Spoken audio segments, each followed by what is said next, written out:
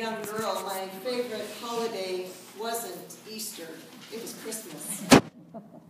I love decorating our family's Christmas tree, hanging the lights and putting the bulbs on and then placing the tinsel one little string at a time. Anyone else? All right.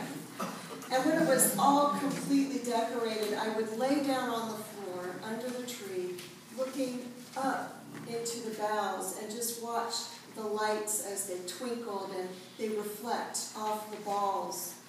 But I think probably what I liked best about the Christmas tree were the presents underneath. I'm preaching to the choir this morning, I think, right? It was magical. Now one year, I think only 1 year did my mother do this, she set out some packages before Christmas.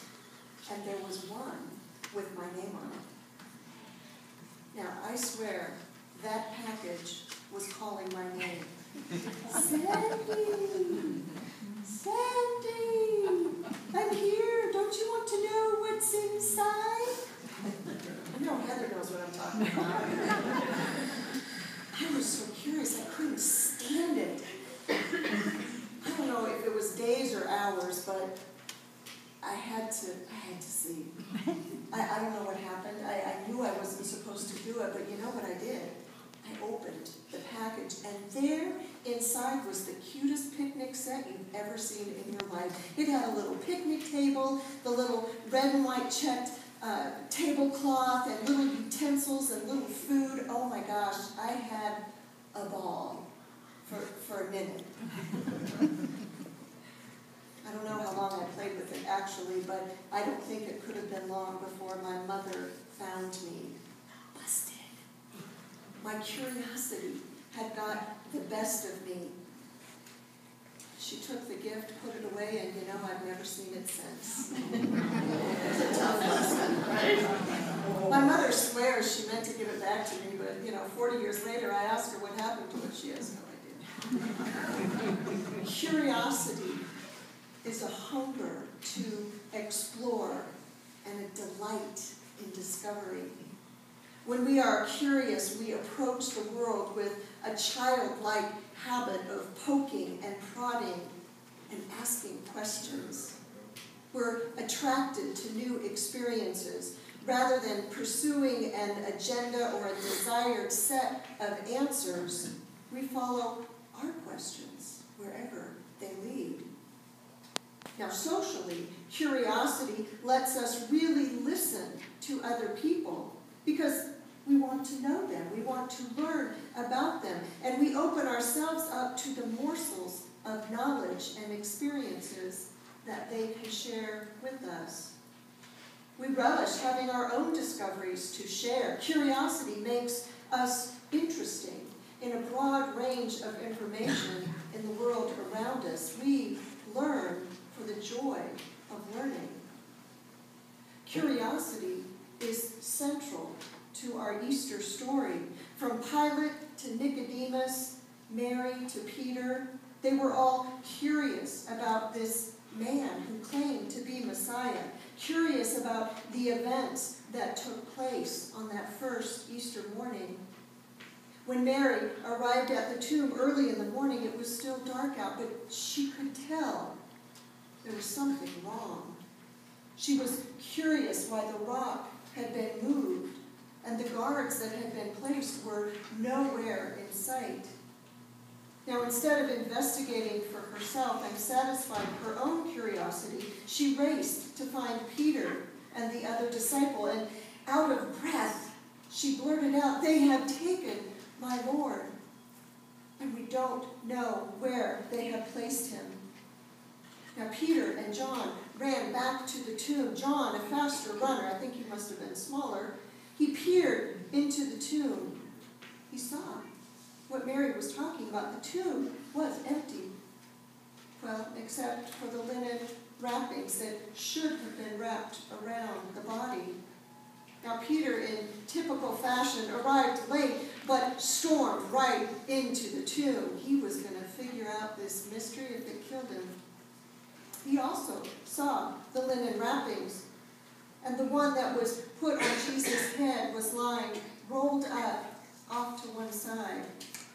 Now both men in that instant believed that Jesus was gone. They could plainly see that. But neither fully understood what Jesus had said, that he would rise from the dead. What did that really mean?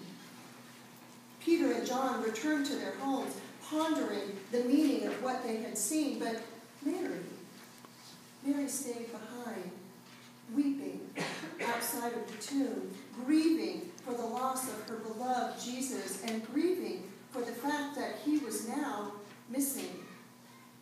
And in her grief, she looked back into the tomb one more time, still not believing that he was gone, and what she saw startled her. 2 angels dressed in white, standing where the body of Jesus had laid, one at the head and one at the feet. Curious, the angels asked her, "Woman, why are you weeping?" And she said the same thing to the angels that she had said to Peter. "They have taken the Lord out of the tomb. I don't know where they've laid him." And as she said this, she turned and came face to face with Jesus, but she didn't know it was Jesus. His identity was hidden from her. She presumed that he was the gardener.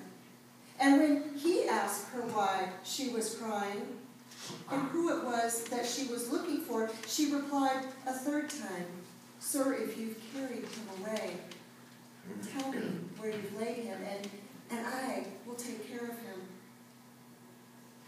I think that grieving someone that has been lost is a most difficult type of grief. A missing person, someone lost in the wilderness, a loved one who's been taken out to sea. There's no closure, no finality without a body. Always that sense of wonder and longing to know the truth. Mary was desperate for answers, and she wouldn't stop until she pieced the puzzle together. But then Mary's curiosity was cured. Jesus said to her, "Mary." In the calling of her name, he identified himself as Jesus, the Christ, her Messiah.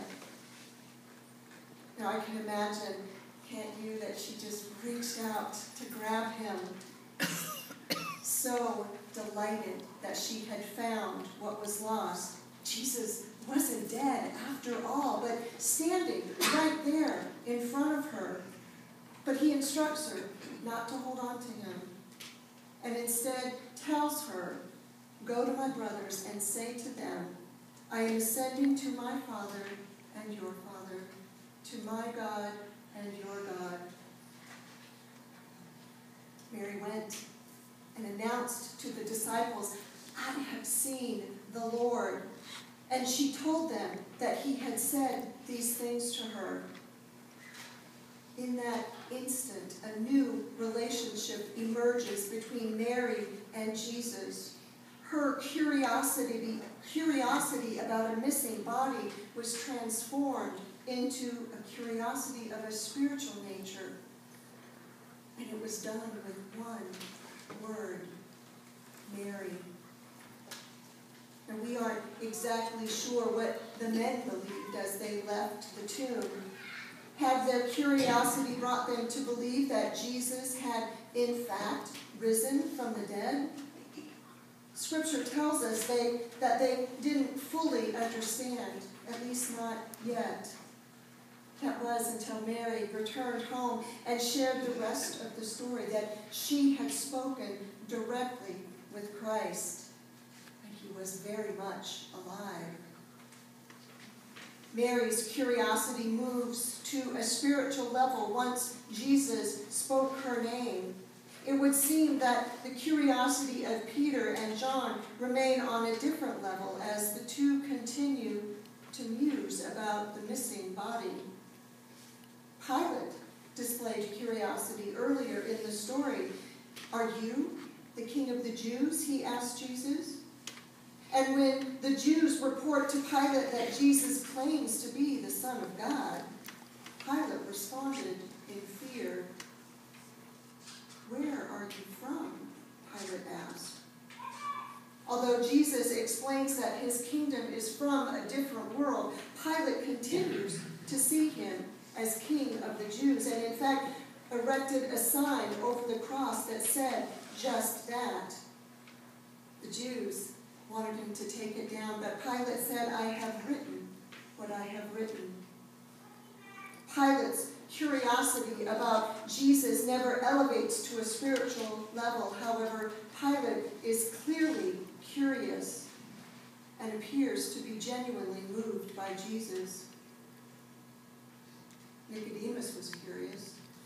As he moved through his relationship with Jesus and ultimately became one of his disciples, albeit in secret, Nicodemus sought Jesus in the night so no one would see him. And now as Jesus' body is moved from the cross to the tomb, we find Nicodemus along with Joseph of Arimathea preparing Jesus' body for burial. It's said that Nicodemus brought a mixture of myrrh and aloes weighing around 100 pounds. The Easter story piques our curiosity, doesn't it? None of us here enter this story from a strictly human perspective. We may not be curious about a missing body. We may not be curious about Jesus' influence on the Jews, but we are very curious about the resurrection.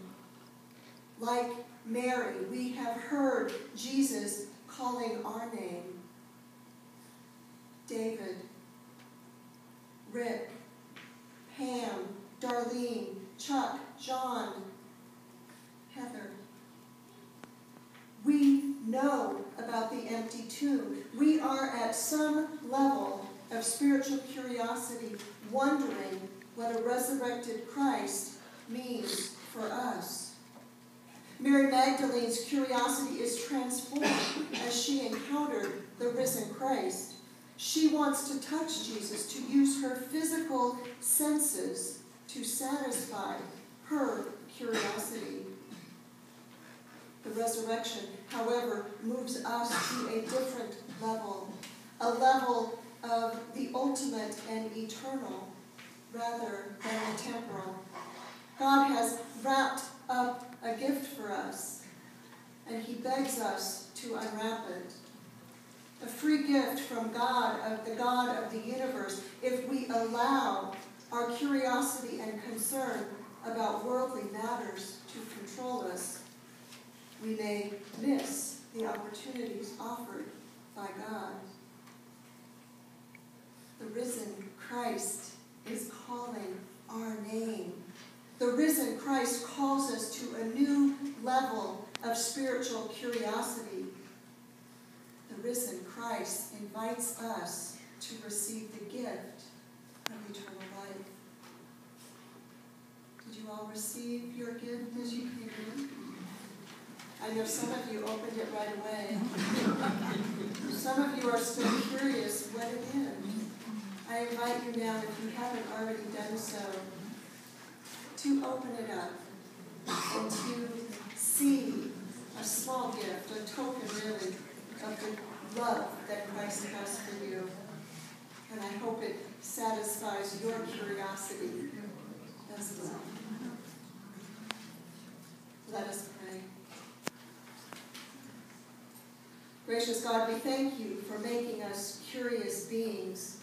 Thank you that we can satisfy our curiosity about you by knowing your Son, Jesus Christ.